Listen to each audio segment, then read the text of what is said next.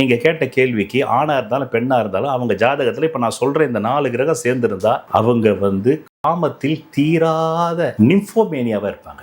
நிம்ஃபோமேனியான்ற ஒரு வார்த்தை நீங்க கேள்விப்பட்டிருப்பீங்க. நிம்ஃபோமேனியான்றது என்னன்னா 24/7 சிற்றின்பத்திலேயே உணர்வு சிந்தனையிலேயே இருப்பது. அதான் நிம்ஃபோமேனியா அப்படின்னு NYMPHONIA. அந்த நிம்ஃபோமேனியாவா ஒரு ஆணையோ ஒரு பெண்ணையோ மாற்றுவதற்கு 4 கிரகங்கள் ஒன்று சேர வேண்டும் என்று ஜோதிஷம் சொல்கிறது. அது டோபமைன், செரோட்டனின் என்ற காதல் அந்த சுரப்பிகளை சுரக்கக்கூடிய சுக்கிர கிரகம், அந்த கிரகத்தோடு நரம்பியல் கிரகம். காதலியே என்ன சொல்லுது அறிவியல், அந்த நரம்பின் வழியாக மூளையில் இருக்கக்கூடிய அதுல இந்த செரோட்டனின் சுரக்குது. அப்ப செரோட்டனின், டோபமைன், எண்டோர்பின் இந்த மூணுமே ஆக்சிடோனு இந்த 4மே காதல் உணர்வுகளை தூண்டக்கூடிய சுரப்பிகளுக்கு அதிபதி தான் சுக்கிரன். ஆனால் தான் அவனை கலத்திரக்காரகன் அப்படின்னா என்ன அர்த்தம், எதிர்பாலினத்துக்கு அதிபதி காமக்காரகன்.